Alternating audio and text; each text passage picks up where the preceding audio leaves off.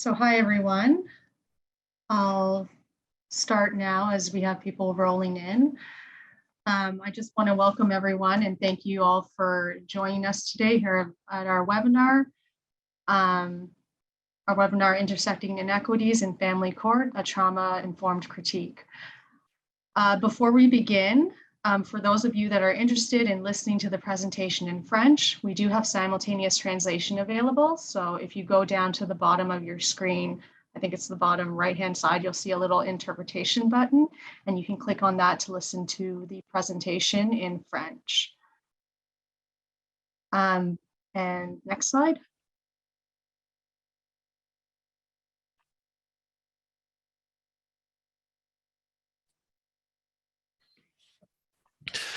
As we join in the session from coast to coast to coast, please think about the traditional lands you are currently situated on and join us in acknowledging and thanking the generations of Indigenous peoples who have cared for these lands and in celebrating the continued strength and spirit of Indigenous peoples. The ongoing work to make the promise of truth and reconciliation real in our communities, and in particular to bring justice for murdered and missing Indigenous women and girls across the country, should inform our discussions in this webinar and beyond. Thank you. Thanks for that, Peter. So today's webinar is part of the Supporting the Health of Survivors of Family Violence and Family Law Proceedings project, which is funded through the Public Health Agency of Canada. And before we begin, what we wanted to do is we wanted to do a quick poll of our attendees to see which region or province or territory you're from. So you'll see an attendee poll pop up right now, and there's a number of options. If you could take a minute to fill in where you're from.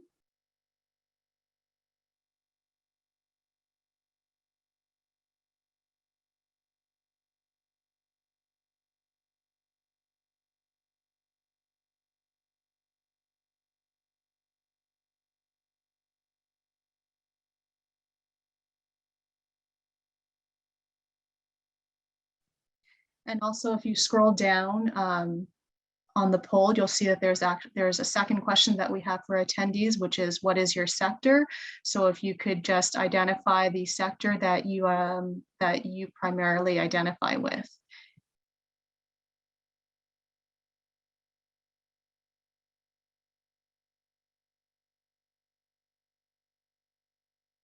Okay, so I'm just going to end the poll. It looks like the majority of our attendees are from Ontario, as well as the prairies, and some from Atlantic, but we have good representation overall.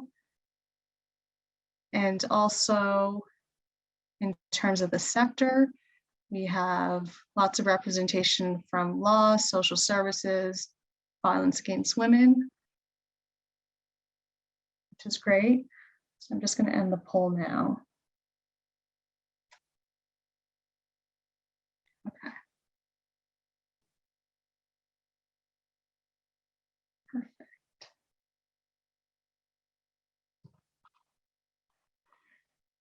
So today we have an interesting set of speakers and panelists for our webinar. We have representation from 4 different provinces within Ontario, British Columbia, New Brunswick, as well as Manitoba, who are all here to speak from their own expertise and experience. And what I'll do is I'll start with a roadmap in terms of what we'll be doing today. So first off, we'll start with our main speaker presentation, Archana Medekar, followed by our panel, who will each provide some remarks based on their expertise. And then for the remainder of the webinar, we'll be having a Q&A period. So feel free to type in your questions into the Q&A button at the bottom of the screen and submit your questions throughout the webinar, and then we'll reconvene at the end and ask. We'll try to get through as many as we can. I will say, if you could, when you're asking questions, if you can identify who you're asking the question, which speaker you're asking the question specifically to. And with that said, next slide. Thanks. So just before we begin, just to let all the attendees know, you'll be muted throughout the webinar. However, if you are experiencing any issues, please type them into the chat box. Again, if you have a question for the webinar speakers, there's that Q&A box at the bottom of the screen. And we'll spend the last few minutes, 10 to 15 minutes near the end of the webinar to answer questions. At the end of the webinar, there's also going to be an evaluation link that's going to be posted in the chat box. And we ask that all attendees just please fill out the form as your feedback sort of helps guide future webinars. And once you complete that evaluation form, you're going to be directed and prompted to enter in your name and your email address. And this is for those of you that are interested in receiving a certificate of attendance, which will be generated and then emailed to you. The presentation slides for today are posted on our website, and I see that we posted the links to both the English and French so that you'll in the chat box. So if you want to print them out and follow along, feel free to click on one of those links and do so. And also we'll be recording this webinar and we'll be able to post this on our website within the next few days. We also have a code of conduct that we'll be copying and pasting into the chat function right now. So just trying to remind all attendees to please be mindful of our code of conduct throughout the webinar. Next slide, please. Perfect. So we're pleased to introduce our first presenter, Archana Medekar. Archana is a certified family law specialist and accredited family mediator. She's currently practicing in Toronto, Canada, and she brings over 20 years of international experience in family dispute resolution. Archana is a panel lawyer for the Office of the Children's Lawyer and has worked on issues of gender-based violence, child abuse, and child protection by primarily representing vulnerable populations. That includes immigrants, refugees, and women and children in high conflict family matters who face barriers to justice, as well as within the justice system as well. Archana is also the co-author of a book called Domestic Violence in Immigrant Communities, Case Studies. And she's also recently featured, actually earlier on this week on Omni TV, discussing about the book. She has been the recipient of several awards and distinctions, including the Volunteer Service Award from the Ontario Ministry of Citizenship and Immigration. And so we're happy to have Archana here today, and I will let her take over.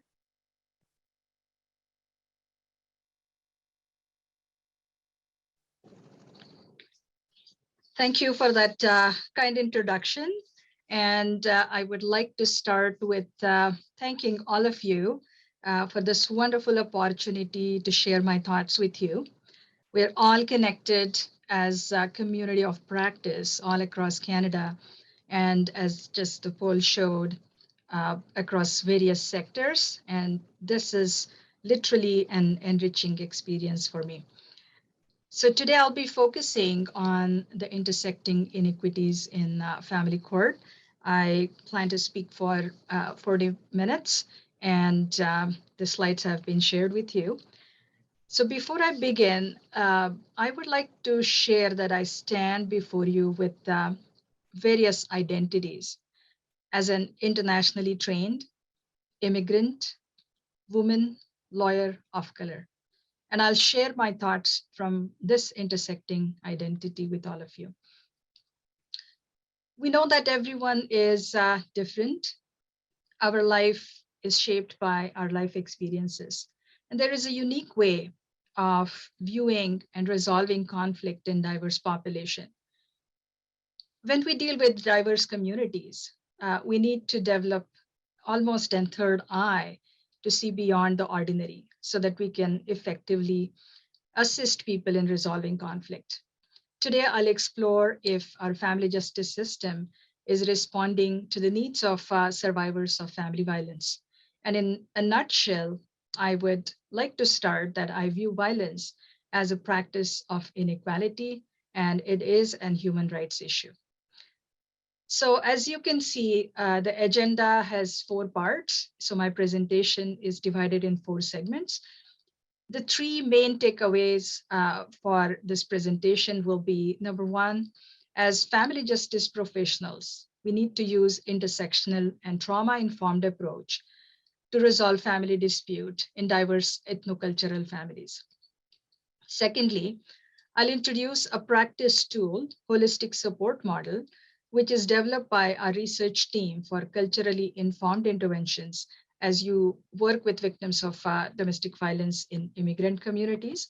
And thirdly, I would make some concrete suggestions for redesigning our family justice system in a people-centric manner. Next slide, please. Next, please. Okay, so what do you mean when we say that there are inequities in our family justice system? We have accepted the right of equality in the Canadian Charter as well as Human Rights Act. But irrespective of our differences, equity would go beyond treating everyone the same. And from that, if you look at the changes in Canada, particularly changing Canadian demographics, we have to consider what is it doing to the composition of Canada, as well as how is it impacting the justice system. So there is a huge shift, ethnic shift in Canadian migrants. There are over 7.5 million people in Canada who self-identify as visible minority. Out of that, 65.1% were born outside of Canada who came as an immigrant or refugee, and 30.9% were born in Canada. There is another interesting gender trend to this group, and that's a phenomena of feminization of migration. Female migrants make up 1/5 of total female population in Canada. Next slide, please.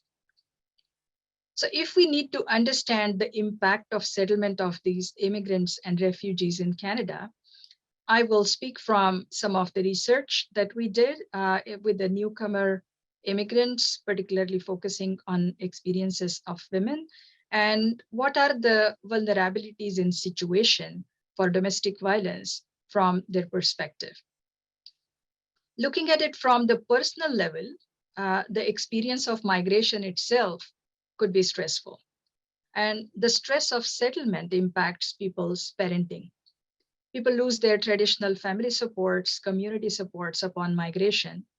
And refugees, which are not usually distinguished as a group from immigrants, but their life experiences and exposure to a lot of unsettled experiences, refugees carry trauma with themselves.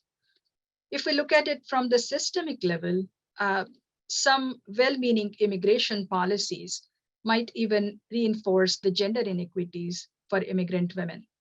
And I'm sure that you all remember the 2-year conditional permanent residence policy, which has been since repealed. We all know the challenges of language, financial dependence, isolation, and other challenges as well. A unique aspect for this group is fear of retribution. Women are afraid to report abuse in Canada because there could be repercussions for people who are, as they call it, back home. So we'll discuss how language, gender, race, class, immigration policy, or various other interests intersect to create vulnerability for immigrant women for domestic violence. Next. So this change in demographic means that our family courts are challenged to deal with various cases which involve complex cultural context, different family traditions, and new family patterns.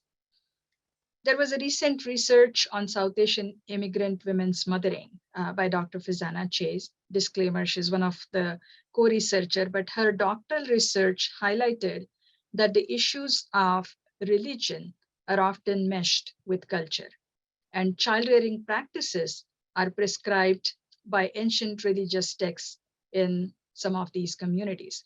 So such academic result allows us as practitioners to have deeper understanding of impact of religion, cultural context, and the issues before the court. For example, in last few years, family courts have dealt with issues related to forced marriages, religious divorces, dowry, meher, issues of son preference or family honor, and so on. So from this perspective, our family courts are resolving Canada's multicultural puzzle within the legislative framework. Next, please. So if we look at the cost, it's estimated that for 1 year, the total economic impact of spousal violence in Canada was 7.4 billion, and out of which 225.1 million was for the civil justice system. It's a huge financial burden for the system, and it costs people their lives. So we should be able to take two approaches. First one, prevention and early intervention. And secondly, providing effective conflict resolution platform for people to find sustainable solutions to their family problems. And if we have to do it, we have to go to the root of the problem. Next, please.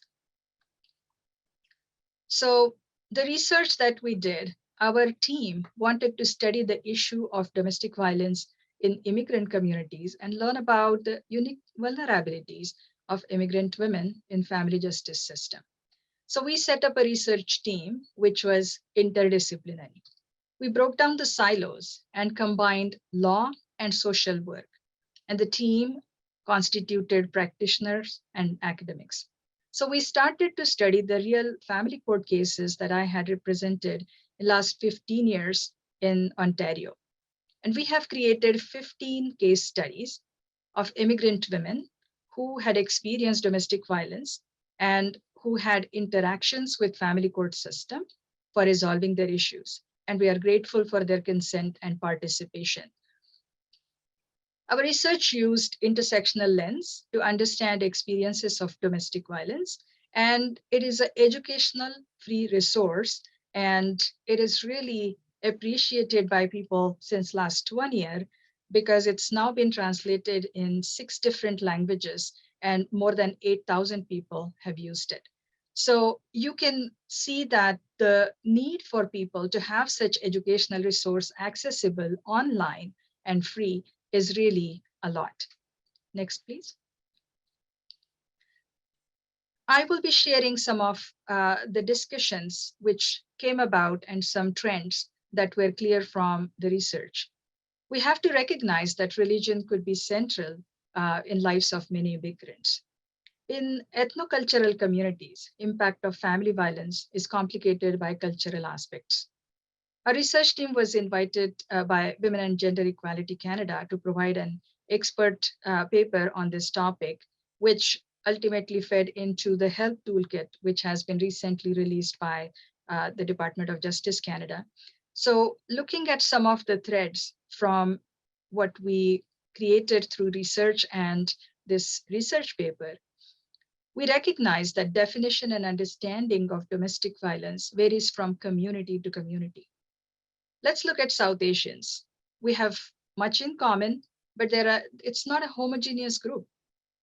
People come from different countries. They follow different religious practices and beliefs and speak various languages. The limit of tolerance of abuse depends on the person involved and their need or pressure to keep the family structure together, which is developed by their social conditioning rather than the legal framework. Many women don't see themselves as victims of abuse. And it's high time as professionals that we can effectively screen clients to identify and respond to family violence in these diverse communities. Next, please. It's clear that we have to identify harmful cultural practices and beliefs. These are practiced all over the world in different formats. Some immigrants might continue to follow those cultural practices which are harmful even after migrating to Canada. When we speak of diversity, we always accept the soft diversity, as they say, fun, fashion, and food, or we accept sari, samosa, and tabla. It's kind of softer diversity, which is accepted. But then when we go deeper down and able to identify cultural traditions and then come to some of the harmful cultural practices, there is important discussion that needs to take place. And as practitioners, we need to understand the son preference, sex selective abortion of female fetus, FGM, or forced marriages, bride price, religious healers, or honor-related conflicts. And we need to be able to properly screen such cases so that we can assess risk involved. There are different pressure tactics which are used by perpetrators in these kind of communities, which involves forced pregnancy, multiple forced abortions, restrictions on freedom of dress, spiritual abuse, control of mobility, or sometimes withholding the victim's passport, legal or immigration documents. Next, please. So looking at it from the power imbalance perspective, there is always power imbalance. There is a gendered aspect of power, such as patriarchy, which gives less access to power to women than men, creating hierarchy within that family unit. There are also cultural power aspects, which uses different strategies of interpersonal influences to control their partner. So if a client describes how there is an interference from extended family, we as practitioners cannot be dismissive and say that it's irrelevant to the family court because these other people in the family are not parties to the court case. In the context of family justice system, many factors can result in a power imbalance, and that is all across the board. Legal literacy and knowledge, financial or economic factors, social supports, or control of children. And that goes very well with these diverse communities as well. Next, please. I like the simple but meaningful visual about equality, equity, justice, and inequality. Look at the equity square. The size of the ladder is not the same. The taller ladder is making it equally accessible for the shorter person. And that's the idea. Equity is a subjective concept, and it allows us to have fair outcome by providing additional supports for the person who needs it. Equity is a practice of providing these supports and equal opportunity, which we want to offer everyone in the family justice system. Next, please. So when we talk about access to justice, particularly for survivors of family violence, what does this mean? It has a range of meanings, but basically ability to meaningfully present their case before the court with dignity, respect, and seek justice. So the concerns for survivors to engage with the system are being questioned at this time because sometimes there is a narrative that victims or survivors are simply giving up on justice. When we talk about the issue of access to justice, we focus our attention on how to get people into the justice system. But I suggest that we need to have more focus on how to make justice accessible once people get into the court system. Next, please. Justice can mean different things to different people as well. In most simplistic way, justice is a concept of fairness. Equitable access to justice for survivor means that courts consider the effect of discrimination, court considers the process being fair, and outcome is something which is perceived as fair. So we always know and talk a lot about justice needs to be done and seen to be done as well. Next, please. So looking at it from the top-down approach, Canada is a signatory to CEDAW, which is an international convention, and we are committed as a country to eliminate violence against women. And our Supreme Court has also recognized and cited CEDAW and acknowledged that violence against women is a matter of equality, it's an offense against human dignity, and it's violation of human rights. So on Women, Peace and Security Index, which is WPS Index, Canada is currently 12th out of 170 countries in the world. This WPS index measures women's inclusion, justice, and security in 170 countries. Canada has dropped its ranking from 11th in 2019 to 12th for the current standing. Next, please. So I'm not going in depth, but just very cursory reference of amendments to the Federal Divorce Act, which now includes very broad, expansive definition of family violence, and more importantly, the coercive control framework, which I will discuss going forward. Next, please. So definition of family violence goes beyond physical abuse. It includes financial, psychological, and even threats to harm, not only to the person, but their pet or property. So with this wider definition of family violence, I hope to see two things. Number one, the courts should accept certain behaviors or patterns of behaviors to constitute family violence, which is the core of the framework which has been adopted, which means coercive control framework.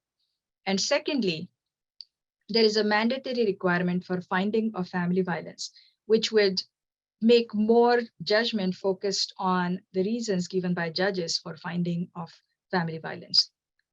So we'll stay tuned to see how we approach the issue of family violence in courts post-amendments, and what's the impact of finding of family violence, if made, on parenting issues. We cannot look into children's issues in isolation. Their best interest is very closely tied with the realities of their parents' lives. Next, please. So the patterns of abuse or coercive control, it's very difficult to identify. According to one study, coercive control should be seen as golden thread for domestic violence cases. Coercive control is present as a factor in most high-risk cases.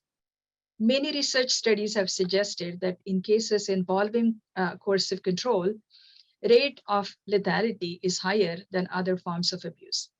So it's crucial that we are able to identify patterns of coercive control and better understand how it affects the survivors and children. Coercive control takes away the sense of self-esteem of the survivor. When coercive control is successful, ironically, there may be less need for actual violence.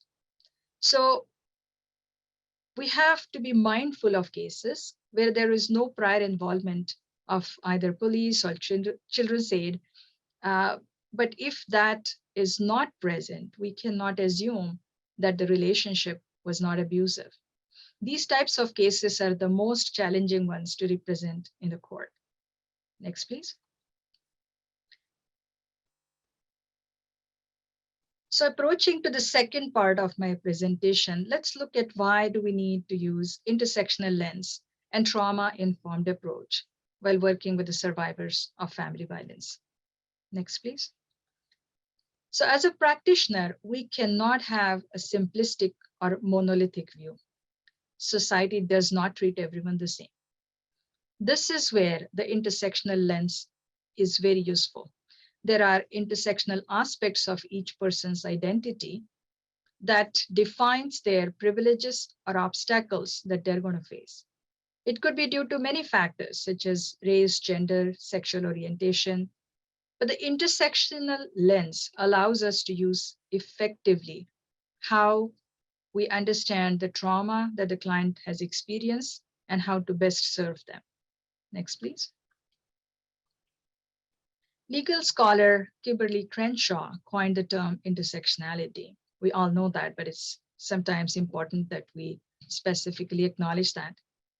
She defines intersectionality as a prism to examine how various forms of inequality often operates together and exasperates each other. So we can use intersectionality as an analytical tool that would allow us to understand what are the complexities and how to solve problem at hand. Intersectionality adds additional layer of complexity to understanding inequality.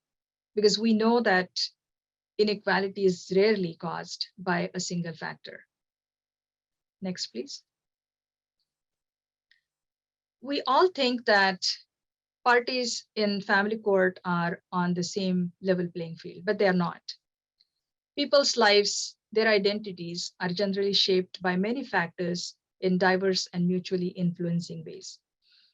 Intersectionality framework allows us to literally plot the unique subject location of each individual in the society and understand the position of either privilege or oppression.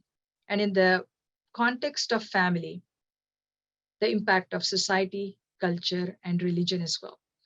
So intersectionality allows us a way to analyze complex human experience of family violence. And that is something we all have to consider. Next, please. There are three important I's in intersectionality concept: intersect, interact, and interlock. And then there are three basic building blocks for intersectionality: social identities, system of operation, and ways in which they interact. Next, please. So what are the systemic or institutional risk factors for survivors? Violence against women crosses all known boundaries of status, religion, race, education, culture, you just name it. We know that there are many factors that contribute to violence against women, and they include culture, social norms, and social attitudes. But if we are looking at a holistic risk assessment of survivors' needs, we have to look at the systemic factors. I would give one example, which is very complicated and shows how nuanced understanding we need to develop. Shelters can provide physical safety and supports for the survivors who are leaving abusive relationship.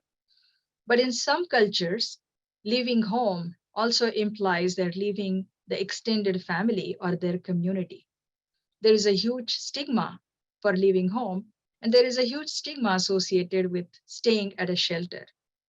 So when we speak about abuse and the response of the survivors, when they have supports available, we have a long way to go, and we have to work in many different aspects within the system and with the survivors. Next, please. So if we look at the intersectionality and the social location of survivors and how it impacts the experience of family violence because of that, intersectional approach allows us to understand the systemic angle very well. And I'm going to give you examples of two case studies from our book. I'm a storyteller, so I like telling stories of people's lives, because then we have a human face to the problem. So first story is about Ramandeep. She's a Sikh immigrant woman from India with limited English proficiency. She was 22 when she got married to Aman, and she sponsored him for immigration to Canada. Within a few months of their marriage, she met with an accident and was partially disabled. Later, they had 2 children, and finally, after 17 years of marriage, which involved physical, sexual, financial, and verbal abuse, the parties separated. The fact that she sponsored him on immigration did not matter in their power dynamics. The second case study is about Claudia. Claudia is a Christian Black woman from Dominica with proficient English skills. She was 24 while visiting Canada. She got married to Henry, who was 46 years old. She overstayed on visitor's visa in Canada and eventually got deported. At that time, she was pregnant with their twins. Henry sponsored her on spousal category, but Claudia lived with her daughters in Dominica for next 6 years before they could reunite in Canada. So when she landed in Canada with the twins, he abused her, and then she tolerated the abuse due to fear of another deportation, but due to lack of trust with the system based on her past experiences in Dominica. So if we compare the experiences and subject location of Ramandeep and Claudia, both are immigrant women, but their intersectional identities impacted how they experienced domestic violence. Ramandeep, her issue of being a brown, sick immigrant woman with a disability and language barrier made it really challenging for her to engage with a lot of supports. On the other hand, a Black Christian immigrant woman who could actually speak English well also stayed with an abusive relationship due to the fear of the system. So these multiple identities that these two women had exposed them to unique risks, and the supports they needed to come out of those relationships were uniquely different as well. And as a practitioner, we need to appreciate that fact. Next, please. So to support these survivors to navigate in the justice system, we need to have trauma-informed approach as practitioners and all justice service partners as well. We need to connect with the person's behavior, our client's behavior with trauma, and not define that their character flaw is making them behave in that way. We also need to have cultural humility. We have to be open-minded, and that's important for the client, and they have to be in the driver's seat and decide which path they will take. Next, please. So in this part now, we'll take a look an overview of challenges of survivors in the family justice system. Next, please. So in family court, there is tension between two competing aspects. The first is court's duty to make finding of credibility of allegations of family violence, if the victim is telling the truth about abuse or not. On the other hand, the survivor's concern is that their safety concerns are not considered during the family court proceedings, especially while making parenting orders. Next, please. And we have known since Supreme Court has even recognized that it's not correct to base credibility findings based on stereotypes. That's connected with the judge's duty to be impartial. But in practice, it's difficult to identify if the court has assessed the credibility of evidence regarding family violence based on any stereotypes or not. Next, please. And we know about a lot of myths that are out there regarding family violence. But just to name a few, if the victim does not leave, the abuse in the relationship may not have been that bad. Or if sexual assault really happened, the woman would be able to easily recount all the factors and all the happenings in proper order. Or children usually tell someone if they're being abused. So these are the myths that we might have heard over and over again. Next, please. And this comes from the normative assumption that how a perfect victim looks like. Some courts have drawn problematic inferences about how a victim of domestic violence ought to behave if the allegations were true. So if, in spite of family violence allegations, the victim stays in the relationship with the abuser or shares parenting decision-making authority, they have been looked upon in a different light than otherwise. And that is based on this kind of assumption that how a normal victim has to behave. Next, please. It's sometimes expected that the survivors appear victimized or helpless in the court. When victims do not appear helpless, but they seem to be angry, the courts could draw adverse inference about the behavior, assuming that the person is being non-cooperative or just being difficult in the court system. So as an overall family justice system, we have to understand the impact of abuse on survivors. They could be angry, they could be distrustful, or they could be suspicious about all professionals involved in the court proceeding. Next, please. And neuroscience tells us that there are effects of trauma on human brain, particularly on victims of sexual assault. There could be gaps in their stories, or the claimant is not able to recall or recount exactly what happened in most traumatic part of their narrative. The equitable family justice system must understand these effects of trauma. Next, please. If we look at the impact of culture on how parties present themselves in the court, we can see that cultural pressure of not disclosing private family matters in a public forum is huge. In certain cultures, other than Western culture, there is importance of family group that takes priority over individuals' happiness. There is a huge value on both family and public perception about keeping some family matters private. A witness might be reluctant to answer certain questions or would not talk about sexual abuse or some other experiences in a public forum, even if it is the court. Next, please. So our research findings revealed that lack of coordination between different institutions, family courts, criminal court, police, immigration authorities, children's aid, and many other as needed.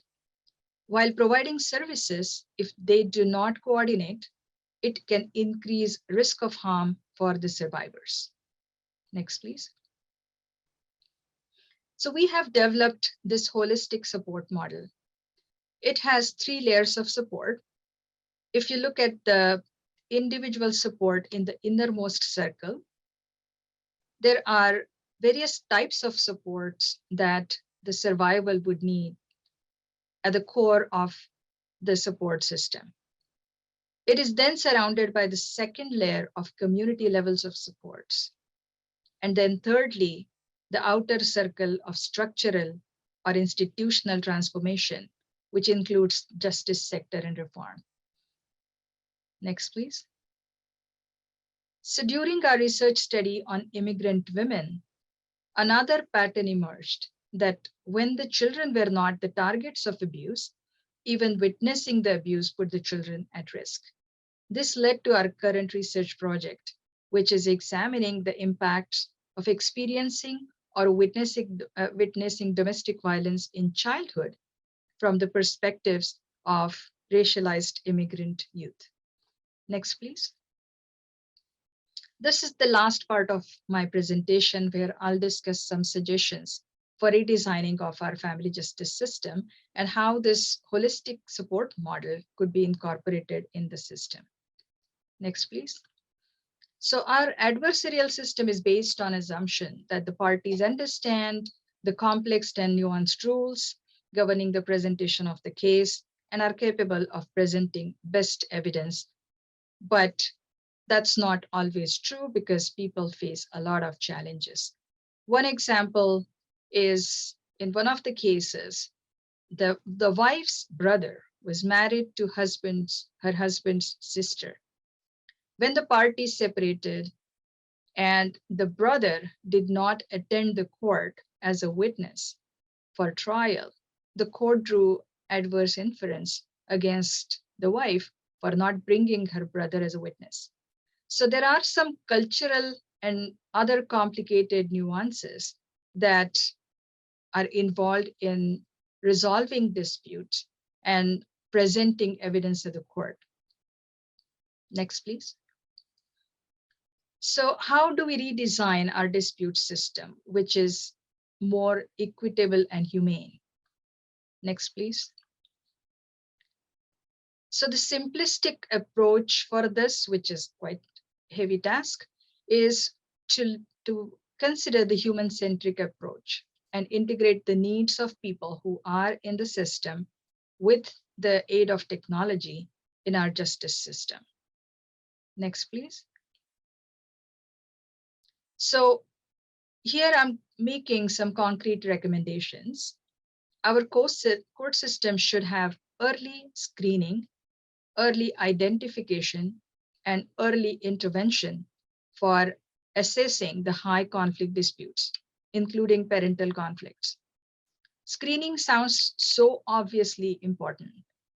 Family courts need to do that. Family lawyers need to do that.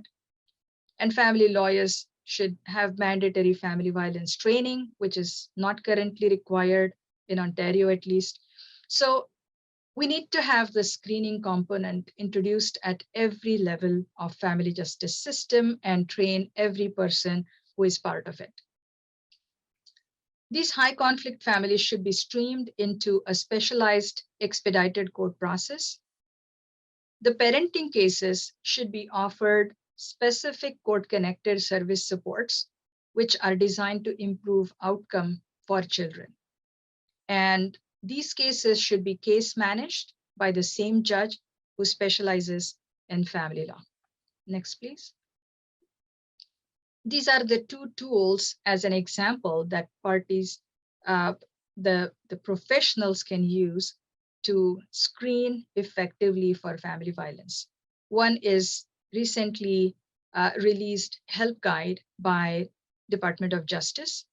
This tool will allow lawyers to identify if family violence is present and suggest appropriate referrals. This tool is trauma-informed and uses cultural safety lens. And then the second one, which is developed by the Schleifer Clinic in Toronto, called Enhanced Safety Risk Assessment Tool. This tool has three parts of risk assessment: screening, risk identification, and risk mitigation. So this tool is intended to prevent future harm by identifying the risk factors or red flags and actions that can mitigate potential risk. Next, please. So if we have to consider some process options, these are 4 process suggestions. One is the mandatory information program should be offered to the parties in their languages before the court case begins. Family court cases to be referred to subsidized court-connected family mediation program, which is available for appropriate cases. Parenting coaching, family counseling could be offered as court-connected services. And the last part is restorative family circles be introduced in domestic family courts all across Canada. Next, please. Archana. Yes, I am coming to the last slide. If you can go to slide number 46, please. That's the next one. Thank you. So I would like to conclude by saying that each one of us can contribute to make sure that no one is left behind. We definitely need justice that brings remedies, but we are in search of justice that heals. Thank you.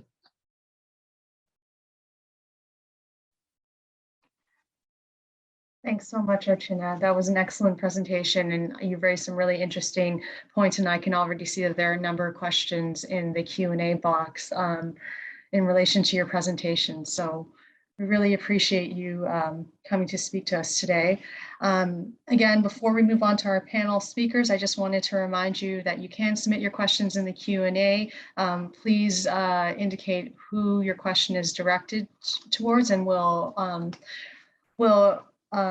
take up some of the questions at the end of our last panelist. So with that said, next slide. Next slide.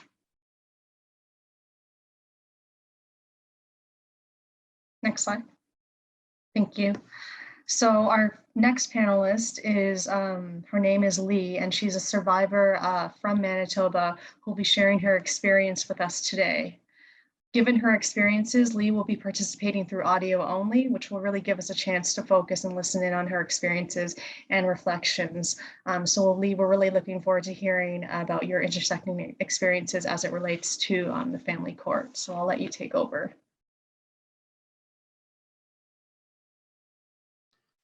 Good afternoon. Thank you for that introduction, Julie. The inequities in family court are one of the biggest challenges when it comes to family, domestic, and gender-based violence. Everything Archana's touched based on is very accurate. I could relate to so many points during her presentation as I struggle through this journey myself. I describe myself as a survivor of domestic violence. Even though I think I've overcome it, I'm still pulled back in because I share a child with my ex-partner. To give you a bit of background on myself, I'm an Indigenous woman who has been struggling with the navigation of family court as a domestic survivor. I'm remaining anonymous during this presentation because I'm in and out of court proceedings currently with regards to matter of custody issues. This has been ongoing now for 8 years. I didn't realize just how bad of a situation I was in until I tried to get a divorce. I considered myself a strong, independent woman, for I contributed financially to the home and at times was considered the breadwinner. I'm an educated woman who had a professional career and was involved publicly with charities, boards, and government. The majority of my former life was taken from me in my struggles with domestic violence. Without going into specifics, I faced the coercive controls of my ex-partner long after the divorce. It's been 8 years and I'm still struggling with it. I went through the isolation from family and friends as my partner did everything he could to destroy my reputation and connections to the people during and after the marriage. The behavior escalated as I began to try to move on from the divorce. I would receive excessive texts, phone calls, and voicemail messages. He would have people he knew watching my every move and reporting to him. A lot of the reports he would receive from other people were inaccurate or false. He would tell me he knew everything about what I was doing. The day my professional life took a hit was when he started calling my workplace to inform me he was going to kill himself. He would do it in such a way that he tried to make me feel guilty by telling me to tell our child that he loved them. When I didn't come running back, this turned to threats to harm my family and myself. I would come home to vandalism done to my property and threatening notes taped to my door. I had to go on a stress leave from work because the negative attention plus the stress of the whole ordeal was too much. I went through the long and painful process of pleading to a justice for a protection order for my child and myself. In the process of trying to get a protection order, I felt like I was on trial. The questions are very personal, and it was one of the most intense processes I've ever had to go through. I was granted a protection order for my child and myself, and I thought I was finally safe. Not even 3 days later, I was served with papers that my ex was now appealing the grounds of my protection order. I didn't even know that was possible. If that wasn't intimidating enough, my ex's behavior was getting more out of control. He found himself now in the criminal court system due to his anger. I thought surely the court would take this into consideration, but sadly, criminal and family court do not work together in these instances. Family court had no knowledge of my ex-partner's criminal activity. I had to disclose that to my lawyer and provide proof. This is a major concern for domestic and family violence victims. If someone is engaging in criminal behavior in conjunction with family violence, there's a cause of concern. I feel that this is clear and evident cause for the courts and even RCMP or police to take some preventative measures instead of reactive ones. Sadly, and more often than not, something awful has to happen to someone before something's done about it, and this needs to change. Too many women have been killed as a result of this. Their partners show behavior that is dangerous and borderline criminal, and it seems like everyone throws their hands up and says we can't do anything until that person does something illegal or criminal. Then there's the impact this has on children. What's even more disheartening is there's a massive push for both parents to be in the child's life, even if the one parent is showing extremely concerning behaviors and actions. It's like the court system wants to overextend the benefit of the doubt. It's rarely acknowledged that an abuser will abuse a person if they feel that they have power over them. If they can't abuse that particular person that they have been doing in the past, they will find the next easiest target. And unfortunately, that is children. Children are extremely vulnerable. This impacts their physical and mental health, as well as their ability to trust and feel safe with others. The stress of going through all of this ended my career. I was unable to find work for the longest time.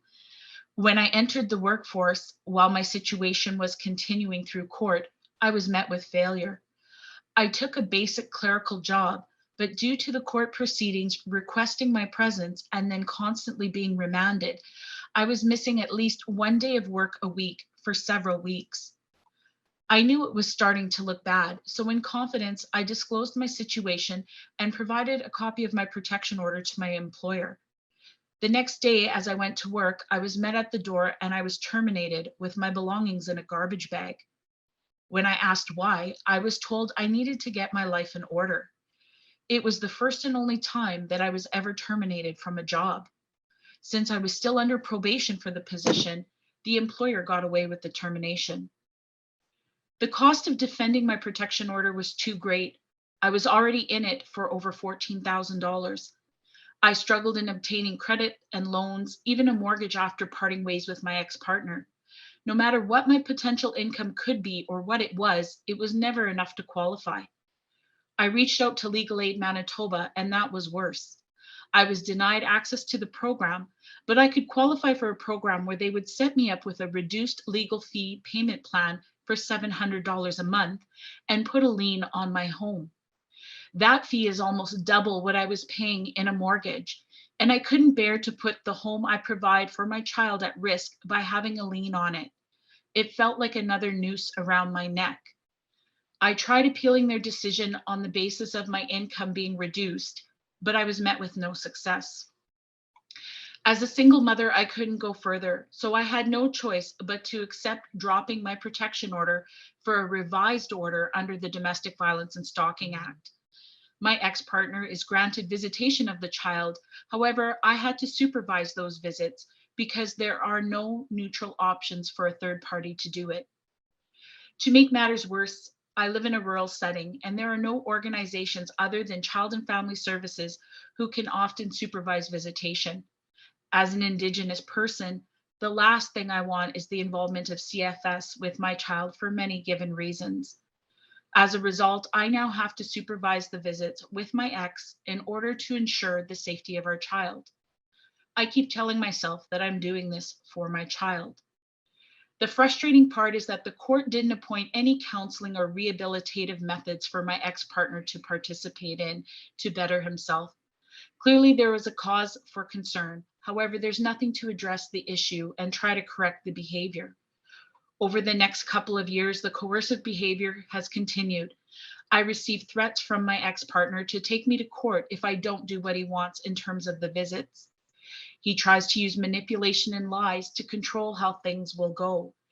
He would breach the order constantly, and every time I've called the RCMP, nothing would transpire. There were times that even the RCMP said my order was open to interpretation. No one would call my lawyer for clarification or even try. There were times an arrest was made and the Crown would drop the charges, and to me it became a long-running joke. It felt like law enforcement and the judicial system don't have the time or desire to handle domestic, family, or gender-based violence.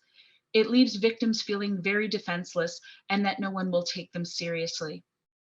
Sometimes organizations and agencies who work with victims of domestic abuse even fail to meet the mark. One time I called an agency that provides support to women going through family violence. One of the intake workers told me that because my ex-partner and I divorced 8 years ago, that this was no longer a domestic violence issue. Domestic, family, and gender-based violence doesn't end because a legal piece of paper says the two people are no longer linked together. There's not enough work being done to hear exactly what victims are going through, and most often they are left to defend themselves. The supports that are out there are short-lived and only go so far. More of these dialogues like what we're participating in today need to happen to spark a movement for change. Thank you.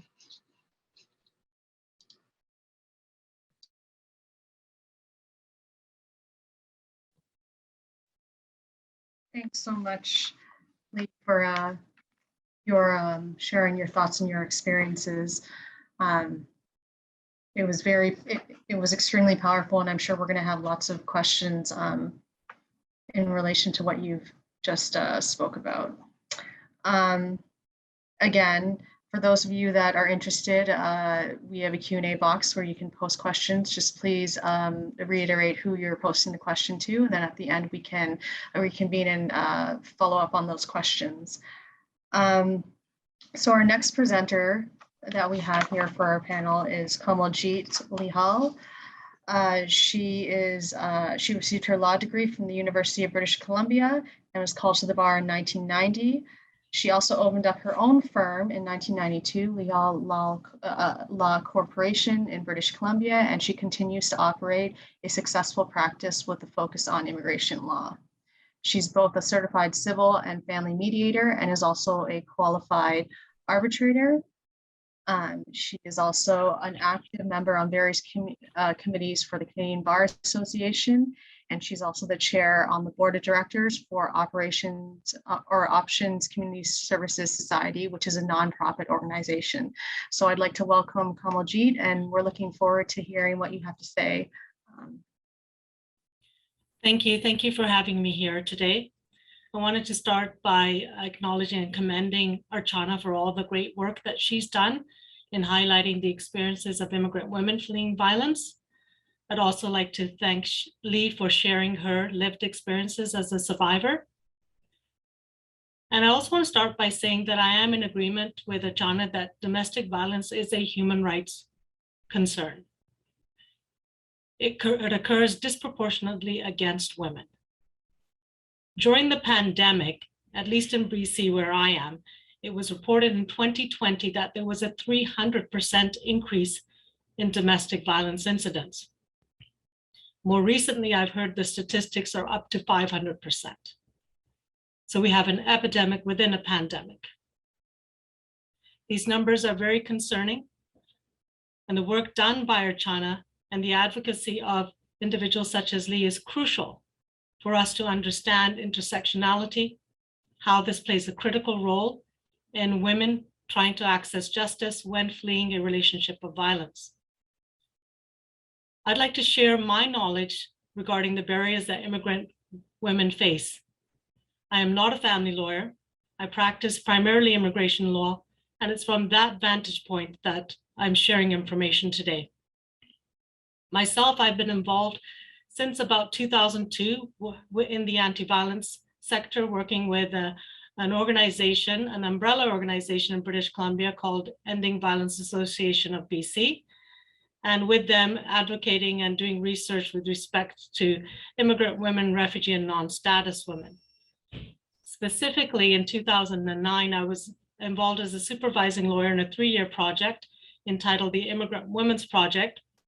And this project studied legislation and policies that were not supporting immigrant women in fleeing family violence. In fact, were causing re-victimization to these women. And so we were looking at immigrant women, refugee women, women who were out of status. In this project, focus groups were held throughout BC in regions where there were a larger concentration of immigrant populations. And what emerged were some consistent themes and findings.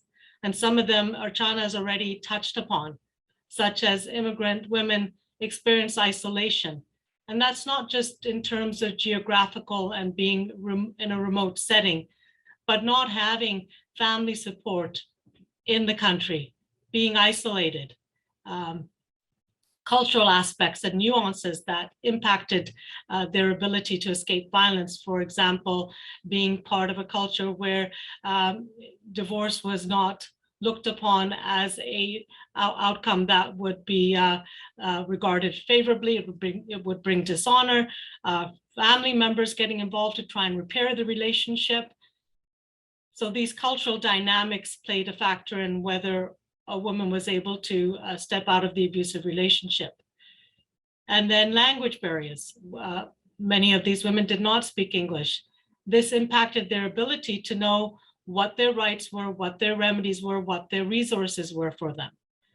And access to interpreters was a huge barrier where in BC, in any event, there was a disparity between provision of interpreters for family court proceedings. There was none, whereas for criminal proceedings, interpreters were provided.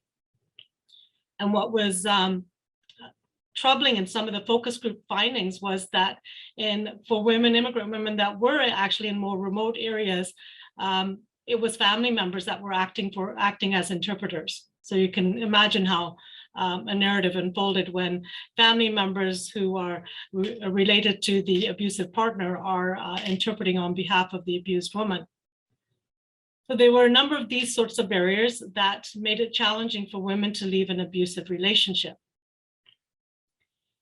For women, and I'm going to go a bit into sort of the immigration aspect of things, for women who had been sponsored into Canada, I know Archana had given an example of a woman, Ramandeep, who was the sponsor person. She sponsored her spouse. But on the flip side, if the woman is sponsoring someone into Canada, many of these women, the feedback we got from our research was that they felt very afraid that their status would be taken away. In fact, they were told by their spouses that if they reported their abuse, the spouse would contact immigration and have them removed from Canada and deported. So that fear was a barrier in them trying to leave their relationship. And then there was women who were out of status or precarious status. So what do I mean by out of status and precarious status? How does a woman become out of status? So she could have come into Canada with proper status and entered into a relationship, and then the spouse that she's in the relationship with, or partner she's in the relationship with, tells her that he's in the process of applying to sponsor her to Canada. And so she doesn't extend her visitor status because she's relying on her spouse applying for this sponsorship application, which would give her permanent resident status. So a number of women fell out of status in that way. And precarious status, what that means is the individual may have maintained visitor status, but they're in this abusive relationship. A visitor status gives you temporary status, meaning that you're saying, I'm here as a genuine visitor, just here for a short while. But many of these women, again, they're in a relationship, they may have children, and they do actually want to stay here permanently. So their intention contradicts the status that they've been provided, which is a temporary status. So it becomes precarious because if they try and extend it, they may not get an extension of that visitor status if immigration believes or finds that they are not intending to actually remain here temporarily. So these additional barriers of that women out of status face or precarious status face are even more great, because there is a real risk that these women have to leave Canada. For example, if the visitor status is not extended, if they're out of status, they are removable. CBSA's mandate, that's a Canada Border Services Agency, when they come across individuals who have no status, is to remove these individuals as soon as possible. And so women were fearful if they were out of status for reporting the abuse for fear of being removed. And our focus group studies cited real examples of women in these categories calling the police to report abuse. The police then reported them to CBSA for being out of status, and this then triggered a removal process. Some of these women were deported and their children left with the abusive spouse. And some of our research, which was a bit broader from beyond BC, and I think these were examples that occurred back east, showed of instances where CBSA actually went into transition homes to track down out of status women. So there's real risk to these women who have no status or precarious status, and many of them end up remaining in the abusive relationship rather than risk being deported from Canada. So I wanted to share, I guess, a bit of good news in this. When we did the project in 2009, it was a 3-year project. For 10 years after that, myself, Eva BC, and other stakeholders advocated to the government that there has to be some solutions for these women who are not just facing the family justice system, but the immigration system, which is trying to remove them from the country, that there has to be a way for them to get status in the country. There were some mechanisms in existence before 2019 called a temporary resident permit. And these a woman could apply for, but again, it just gave her temporary stay, and it took 6 months or longer to get that application approved. And there was also a mechanism called the humanitarian and compassionate application, which is an H&C application, and those typically took upwards to 2 years to get processed, and that would give a woman PR status. So our advocacy, which started from the project, was you have these mechanisms in place, but they're just too slow. You need to have an expedited process.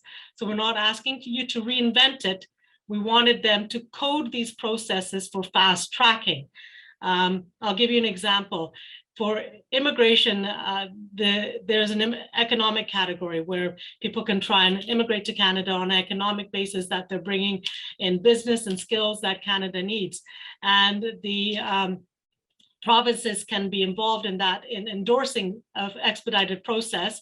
And when the province says, yes, we are in need of this skill and service, they would provide a green sticker which would go on the application to expedite it.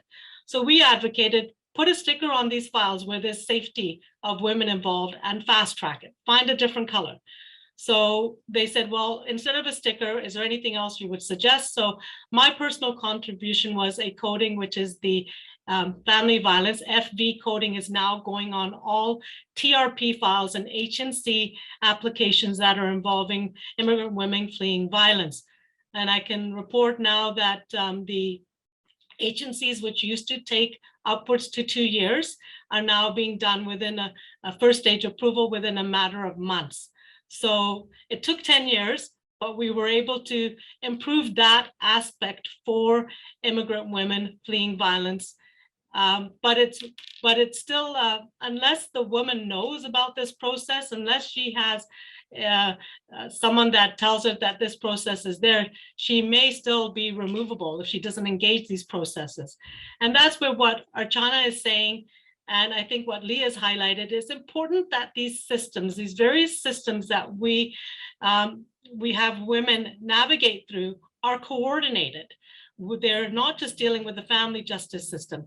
They may be involved in the criminal justice system, having to testify as a witness in criminal proceedings against their spouse. And then they're involved in potentially immigration, removal proceedings. So the systems need to coordinate and really pause and apply a trauma-informed lens. Again, that's a theme that Archana has emphasized throughout her presentation. It is so crucial that lens be applied by all the systems, that they work together to ensure that safety for these women is first. And another, I guess, positive that came out of the 10 years of advocacy and the expedited process is that the policymakers agreed to, when we emphasize trauma-informed lens needs to be applied, agreed to ensure that CBSA would put a hold on removals while these expedited applications were in process. So that was another good outcome, and one that endorsed and understood what we were saying is necessary, a trauma-informed lens. So I would agree with what's been presented so far, that when it comes to helping women navigate these various systems, that we must support them with a trauma-informed lens. These systems need to be coordinated. And I think I'll just close by saying that it's also important that women have adequate legal representation. One of the points that Lee highlighted was getting access to legal aid for her was basically impossible. And what we are seeing, and especially when we apply the intersectional lens and all these additional barriers that women face, that legal aid coverage needs to be there, it needs to be robust, it needs to be sufficient so that these women truly do have access to justice in addressing what are very complex legal issues. So I think I'll leave it there. And I'm sorry if I spoke a lot. I felt like I had a lot that I needed to share with everyone. So hopefully it was clear enough. Thank you. Yes, thank you so much for providing your insights. I really appreciate it. Just because I know that we're a little bit tight on time, I'll quickly introduce our final speaker, which is Heil Duarte. She is a lawyer working in family, immigration, and refugee law, specifically in New Brunswick. She's a graduate of Common and Civil Law at the University of Ottawa and also holds a master's degree in development studies from the Graduate Institute of International and Development Studies in Geneva. She's also very active in the immigrant community within her province of New Brunswick. And so I'd like to welcome Heil, and we're pleased to have you here today.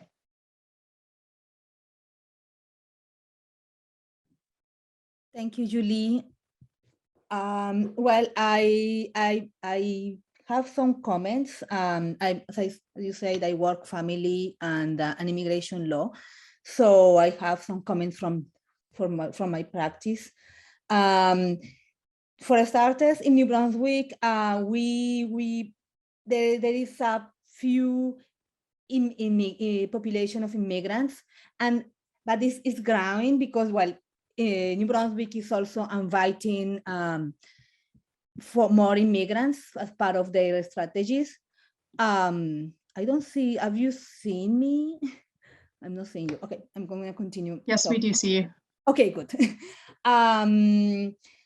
But that have a result that I'm seeing the entities, the governmental entities, even lawyers, also lawyers' office, they are not used to have immigrant population as clients, and that has been, when I arrived to this province, even before becoming a lawyer, that was one of my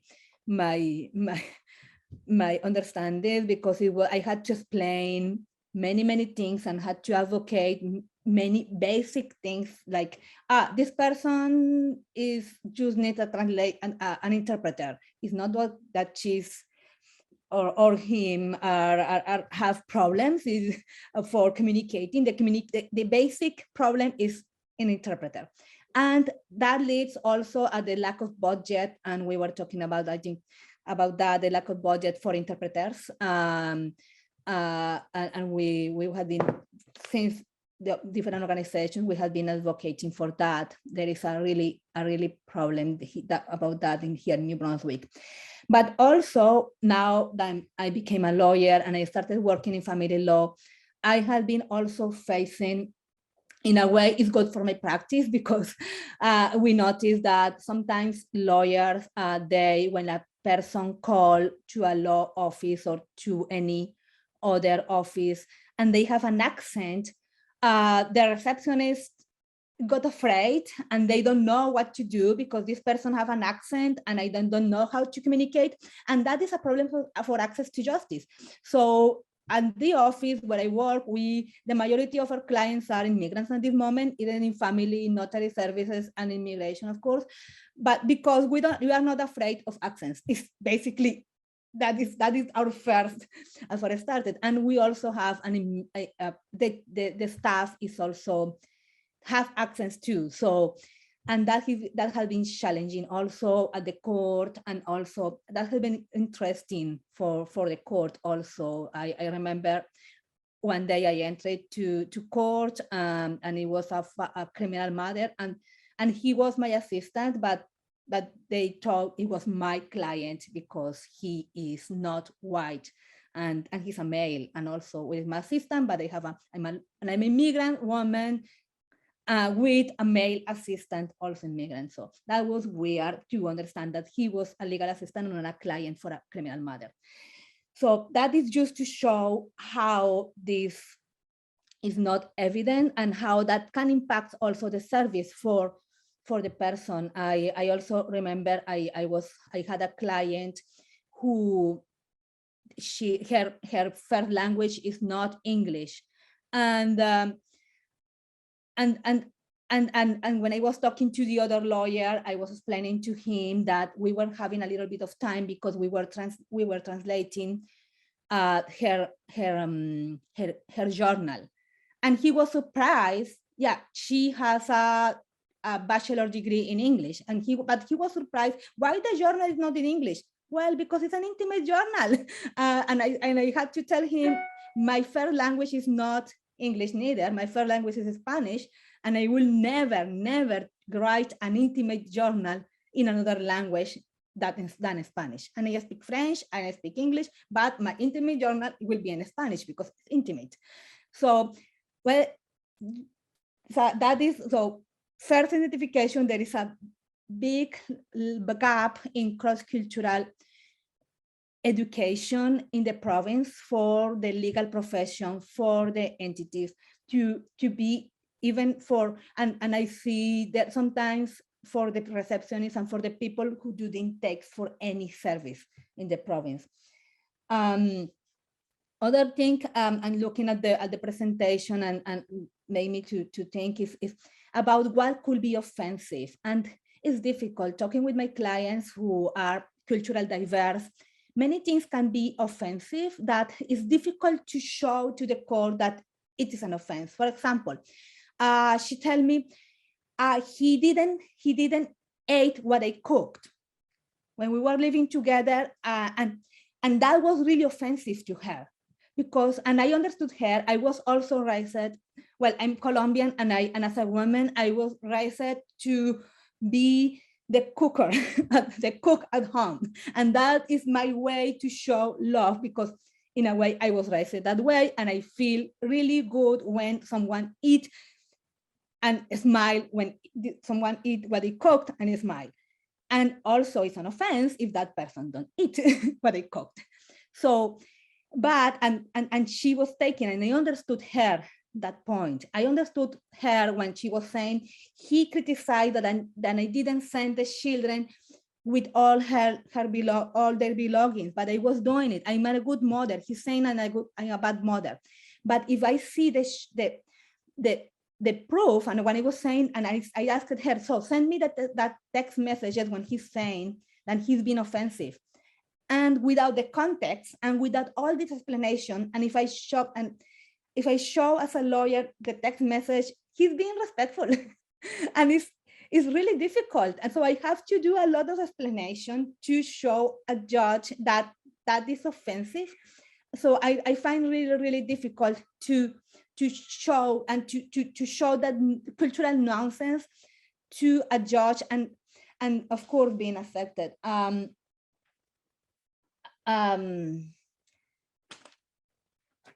And now we were talking also about the new Divorce Act, and I was really happy when I saw, okay, now the judge can talk about the family violence without charges. Oh, that is really good. I was really happy about that. And in one of my first hearings after the new act, I was with a client who was a victim, and at that moment she told the problem is the violence wasn't present, wasn't actual. So it was difficult to prove that he will do it again. And the judge answered me. I was saying, he's a perpetrator. He's gonna do it again. He's not doing it right now, but he's gonna do it again. And that this is a cycle of violence. But the judge said, okay, but I don't have really, but he's not doing it right now. So it was difficult. It has been difficult and we were talking about the perfect victim. So, but also the perfect perpetrator. I would like, there is an expectation that the perfect perpetrator is someone who has problems with alcohol, who is unemployed, and this is not always like that. Maybe the perpetrator could be a really well-spoken person. It could be someone influential. And so these kind of stereotypes about the perfect victim or the perfect perpetrator can impact the decisions at family court. About COVID, for example, I have been seeing also the COVID impact, and I wanted to talk about that. Me personally, for example, when I'm not a victim, fortunately, but I have been seeing my family for 2 years. And I see that in my clients too. The isolation is even more because we are in quarantine, going to quarantine, out of quarantine, but also the contact with our families overseas is even more difficult. So that add another barrier. We know family violence increased with the COVID pandemic, but for immigrant women, it's even more difficult. Thanks so much, Hyle, for your thoughts. We're running a little short on time, and we do have a few minutes for questions. I think that we might stay on for a few extra minutes just so that we can go through a number of questions for our panelists and speakers. So if we could bring all the panelists back onto the screen. Okay. Awesome. Thanks, everyone. So I'm going to first start with a question for Archana. So the question that I found is, Archana, I'm curious how I, as a white Western counselor, can effectively address the balance between a client's safety and her need to act within her cultural norms. I feel as if intimate partner violence work, I risk imposing my ideas of best on her when maybe the better or least bad, choice is not in line with what I would see as safe. So if you could just spend a couple minutes giving us your reflections on that. Thank you. Yeah, that's a question that we all need to ask ourselves in some identity or the other, because we can never learn all cultures. So the key is for all of us to have the cultural humility and be open-minded. And you are already indicating through the question that you are thinking about what's right and what's right for the client. I think that's the first right thing that we can all do as professionals, that keep open mind. I would just like to differentiate two parts of the question. One is about client safety and other is about the choices that the client can make. So when it comes to safety and well-being, if there are risks, that of course, as a professional, we have to react in different ways. But I think your question is more so about the other aspect of it. And most of the times when we don't see where the client's resistance to either acknowledge or to act the way we see the response to be appropriate to what they're facing, and we perceive that as an abuse, the best first step is education, to allow them to understand that what are the other aspects of it, how can they see it differently than the way they're seeing it. And most of the times, when they have a 360 view that involves all players in the family, that includes impact on children and long-term impacts, and which could really mean harm to them, I think most of the clients start seeing it in a different way. But then if they don't, it's not our place to impose our views. And I think that's where we have to find the balance, that sometimes the clients would not think the way we think. So, and that's okay. But if it comes to someone's safety, then that's a different criteria we have to consider. Thank you. Thanks so much. That was really thoughtful and insightful response. The next question that we have is directed towards Lee. The person says, thank you for sharing your story. What was the most supportive, impactful, or helpful information or support that you've received? Thank you for that compliment and that question.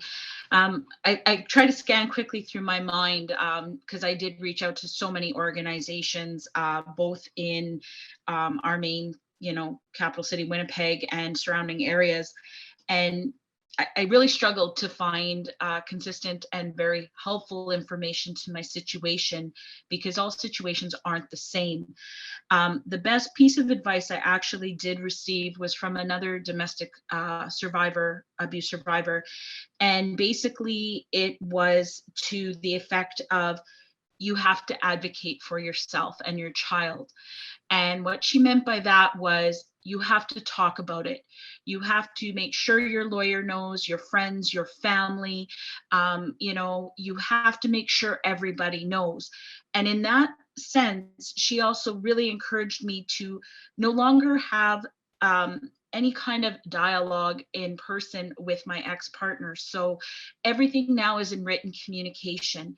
And thanks to that, you can now see the documented coercive control and abuse in that dialogue. So it actually came from another survivor who had lived experience, who went through this, and much like myself, her process went through the courts for over 10 years due to sharing children. So I can't speak enough to people who have lived experience going through domestic violence or family-based violence situation.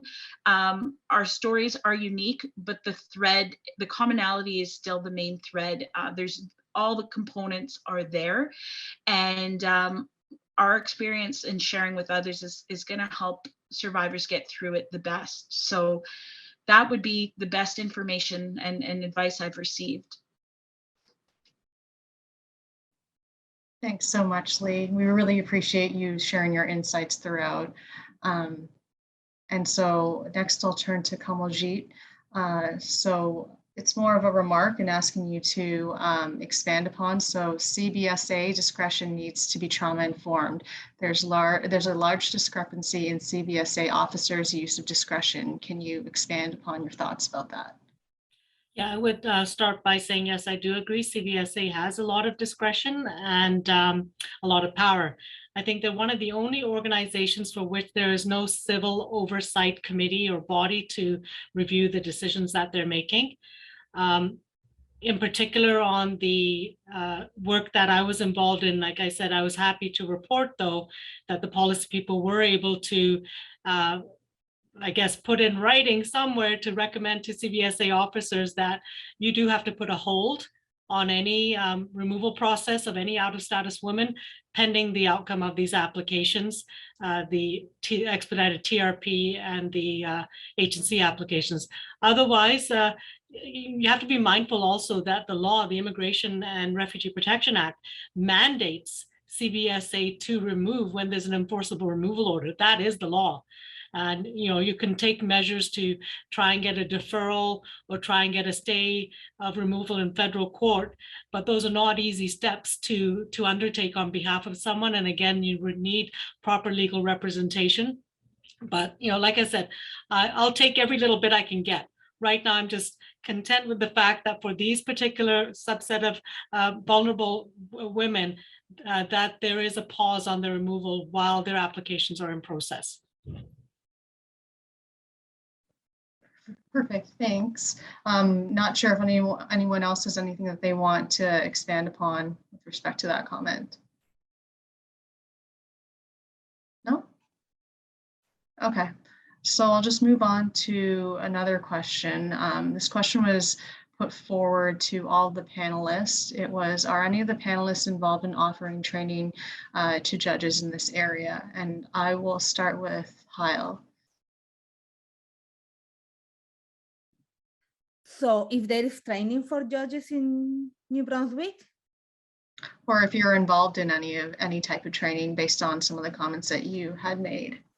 Well, at this moment, we are part of this big project, and we are trying to. But this kind of new, the Committee for Equity and Social Justice at the Law Society is kind of new too. So we are starting doing it. But yeah, it's really something I can say. For example, that I'm the only Spanish speaker lawyer in the province. So and there are other obstacles. There are many other obstacles for having a diverse population for lawyers even. So there are many barriers and many structural barriers also, even for the access and the profession and the diversity in the profession. So, and I think, yeah, it's one thing, the Law Society is starting to doing this kind of trainings, and hopefully we can have it more. Also, there is the New Brunswick Multicultural Council who does cross-cultural and offer cross-cultural training for different entities, and they have an amazing work too.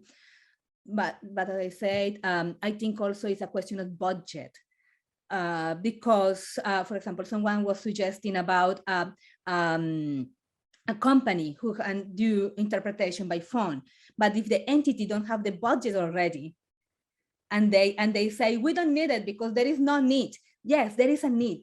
So that is one thing I think we have to advocate. If there is just one person who needs a translation in, I don't know, Quechua, or if that, so just have some in the budget if someone appears and needs interpretation. And that is one of part of the advocacy we need to do, for example. Thank you. I'm not sure if Kamaljeet or Archana or Lee has anything to expand upon, any final thoughts. I know that we're kind of running a little bit over time. No? Okay. So with that said, I just wanted to thank the four of you for being part of this webinar today. We really appreciate hearing all of your insights, and it's been so interesting. I think I can tell from the engagement that's gone on in the chat and the Q&A that a lot of people were very interested. And with that said, we do have a link that to evaluate this webinar.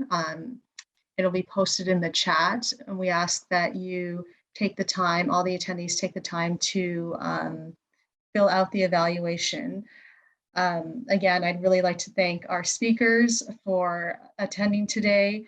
If you do want to contact your speaker, one of the speakers, and discuss the webinar further, we have some of the contact information here on the screen. And also, if you fill in the evaluation form, you'll be directed also after you fill it in to put in your name and your email address if you're interested in getting a certificate of attendance. I know that some lawyers might want it for their CPD hours.